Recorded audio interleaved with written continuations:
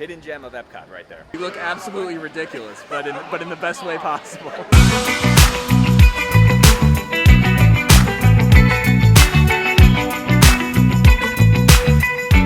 Hey everybody from Epcot at Walt Disney World. We decided to come out tonight because it's been a little while since we've been here, and we were just in the mood for an Epcot kind of night. We want to try and get something to eat, maybe walk up at one of the restaurants because we don't have a dining reservation, and then just kind of see where the night takes us. Yeah, I'm super hungry, so I'm hoping that we can maybe eat somewhere that we haven't eaten in a while. Yeah. We parked super close, so it seems like the park is pretty empty right now, but we'll see once we get inside. Yeah. And we're hoping that the rain holds off because we want to see Epcot Forever. Yeah, we still have not seen that show ever since it debuted. I know it's a little bit different now because they don't have the kites and the flyovers that they did, but hopefully the rain holds out and we'll be able to see that. But come along with us as we spend our night here at Epcot. And by the way, when I got here, I still am having that same issue that I had like for the last 2 weeks, where I still need a park reservation to come in because it's reading my old main gate ticket. So that still really hasn't been fixed, and I'm still dealing with that every time I come in.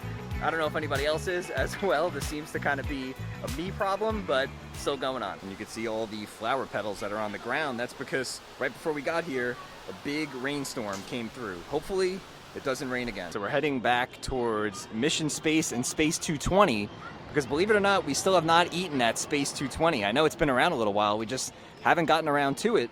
We're gonna see if they have any walk-up availability tonight. I'm never back here because this is the one ride in all of Walt Disney World that I refuse to go on. I was gonna say, if they don't have any availability, we could always go ride Mission Space on Orange. You could go by yourself. So we struck out on Space 220. They couldn't seat us until like 8:15, which is like 2 hours, and we're not gonna make it. So I'm just looking at the walk-up dining availability, and there's quite a few. Garden Grill's a 10-minute wait. Hacienda de San Angel is 10 minutes. Rosencrown's 10 minutes.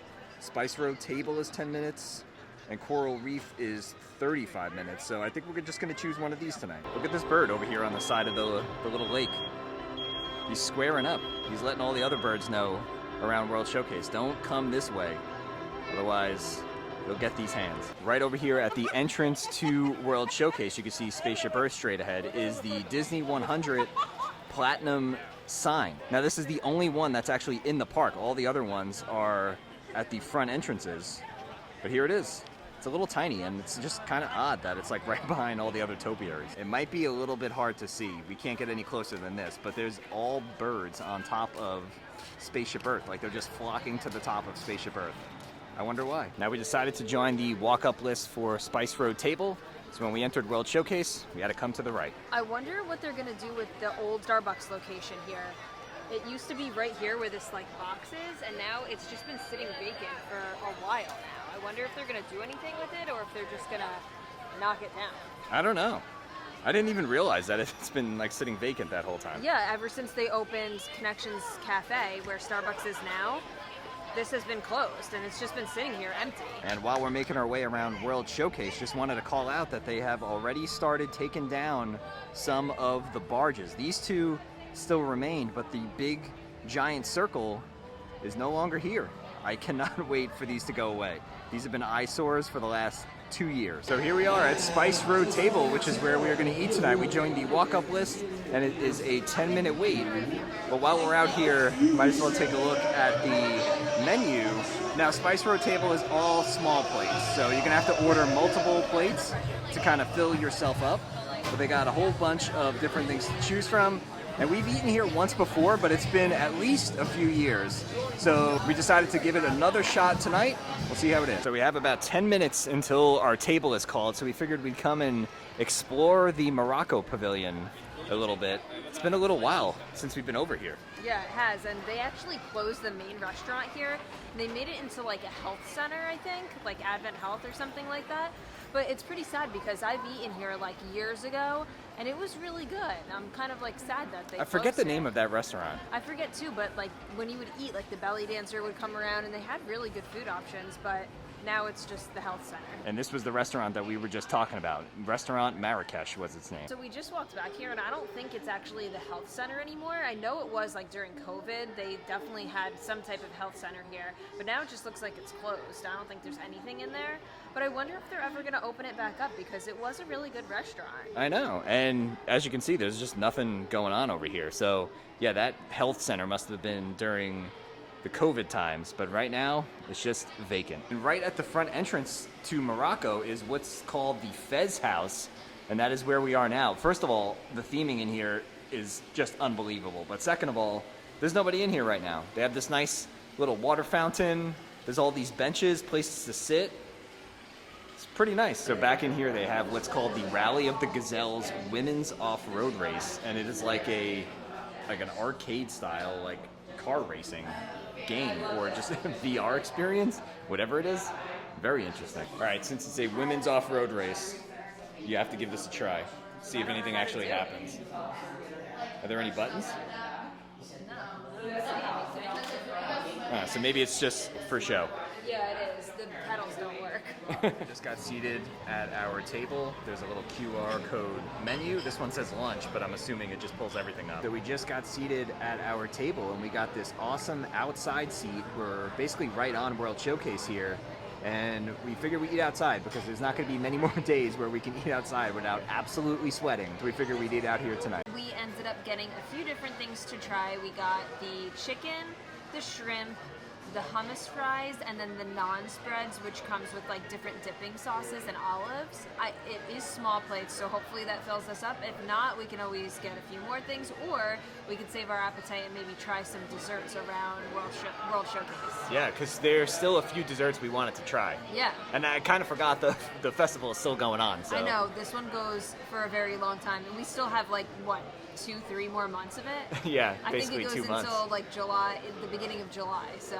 Yeah, it's going to be here a while, but I love this restaurant because of the views. I mean, we're sitting right on World Showcase over here, and actually these tables that are right next to us are reserved for the fireworks viewing package. So if we were able to get a late enough reservation, we could have seen the fireworks from here without needing the package. All right, so we just got our small plates. I'll start over here. These are the hummus fries.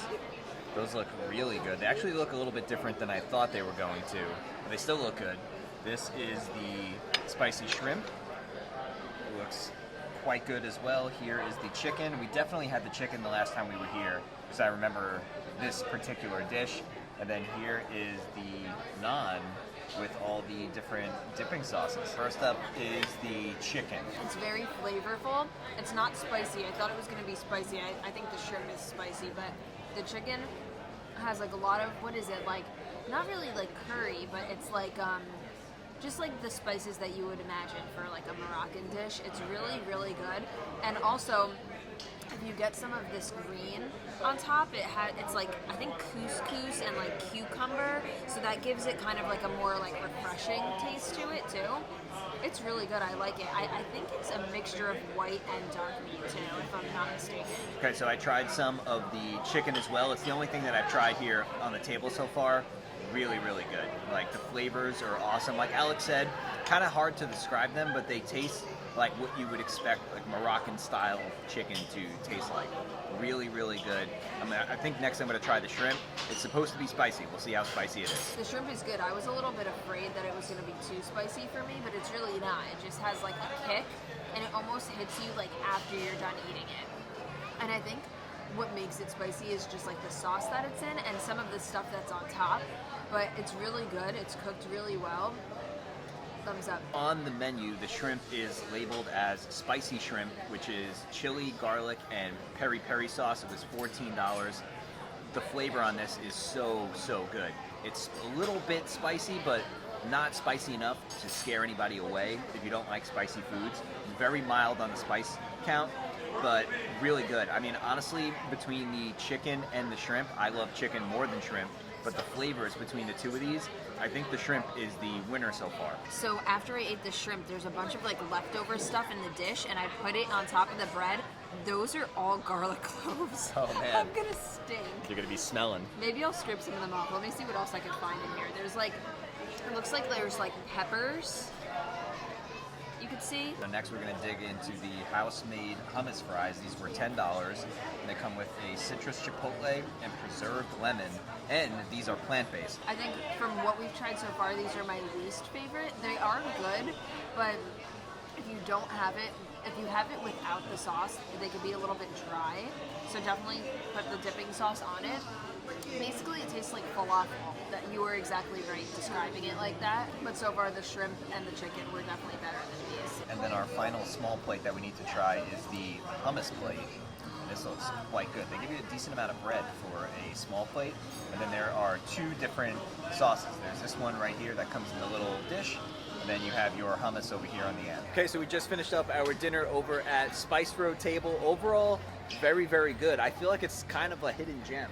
Yeah, there's never a lot of people there, and I feel like you could always walk up there Yeah. to get a seat at a table. You get a nice spot right outside on the World Showcase right there, and the food is good. I mean, they are small plates, so you have to know that going in. I think if you're a fan of Wine Bar George over at Disney Springs, and if you like a little bit more adventurous food, you would definitely enjoy this because it's a similar experience. Yeah, it's small plates. You can order a few different ones and share it with everybody at your table. And like Matt said, everything had really nice flavor. I enjoyed it. Yeah, me too. Hidden gem of Epcot right there. So as we're making our way around World Showcase, a lot of the attractions have very short wait times right now. The longest ride in the entire park, the longest wait time in the park is Frozen, and I think it's like 55 minutes. But everything else is like 30 or less, and a lot of things are 10 or less. So we're gonna try to get on at least a couple of things before we get our spot for Epcot Forever. And when wait times are low and you're trying to figure out what attraction to go on, we're gonna go with the tried and true Gran Fiesta Tour. And to be expected, there is basically nobody in the Mexico Pavilion here. It's $24. We saw so many people with these hats. We've seen like at least like 10 people with the huge sombreros on tonight, and I was wondering how much it cost. $24. Hey, Cinco de Mayo is right around the corner. You can come and get this and walk around Epcot. That's what I'm talking about. That is awesome. You look absolutely ridiculous, but in the best way possible. And it's a completely empty queue for the Gran Fiesta Tour. There's just one party ahead of us here. That's why I love coming on this ride so much. You can always walk on.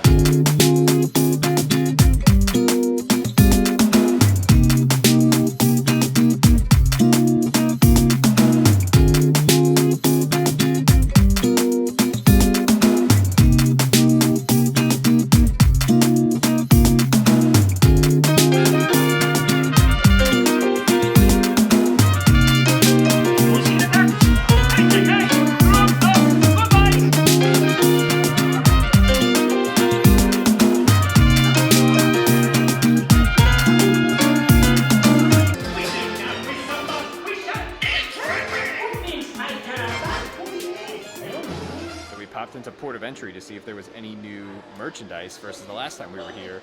And they have a whole bunch of Enchanted Tiki Room merch. This is a dress, I believe, and then they have a tank top over here. Tiki Room. They have this button-up shirt as well with Jose and all the different birds from the Tiki Room on it. And then on the bottom over here, it has the little Walt Disney's Enchanted Tiki Room hat. They have a reversible bucket hat with that same print that's on the shirt. And then look at this mug. It's pretty neat. It's nice to see an old attraction like the Enchanted Tiki Room getting some love with some new merch. Also in here they have the Disney 100 Years of Wonder collectible medallions. Looks like there's Figment, Indiana Jones, BB-8, and then Rocket and Groot. And they are $6 each or 4 for $20, and you can get the whole set. And the weather actually held out for us tonight, so we are going to be able to watch Epcot Forever for the very first time. While we're waiting for the fireworks show to begin, how long do you think the 50th anniversary statues are going to last?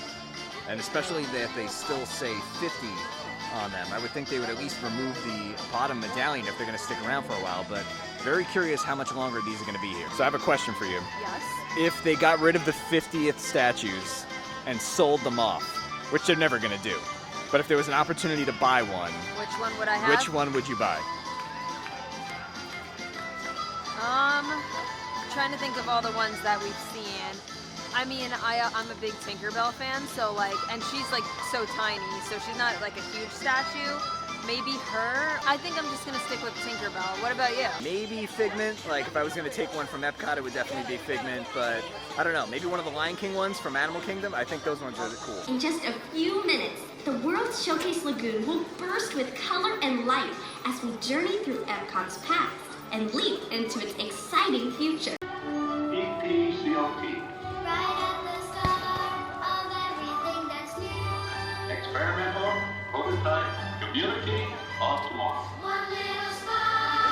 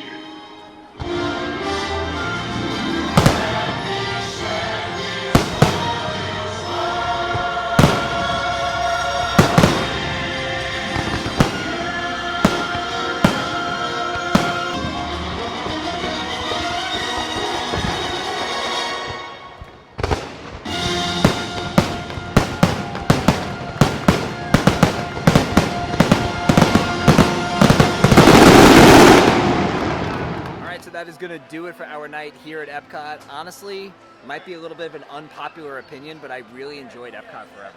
Yeah, no, I really liked it too. I think that we're both suckers for anything with Walt's voice. Right. And also just like the nostalgia of the parks, right? Yeah, and the music, like all those old songs from all the attractions and areas of the park that aren't here anymore was really cool. Now, we didn't get to see the full show because they don't do the kites anymore, and you can tell where those parts were supposed to be because there was a little bit of a lull in the show. But again, the music was really good, and I would not be opposed to them kind of like taking this concept of a show, sprucing it up a little bit, and then that's what comes here for the 100th. I know, I would really enjoy that too. And the fireworks were amazing. Yeah, I really enjoyed it. And we got to have a pretty good dinner at Spice Road Table, got to go on Gran Fiesta Tour, and the weather held out. So in the beginning of the video, I did not know what this was going to be. Yeah. I didn't even know if we were going to be able to get through the night because of the weather, but everything worked out well. So I hope you guys enjoyed coming along with us. If you did, make sure you give our video a nice big thumbs up. If you guys are new to our channel, subscribe down below so you don't miss out on all of our future Disney videos to come. With that being said, we'll see you guys real soon.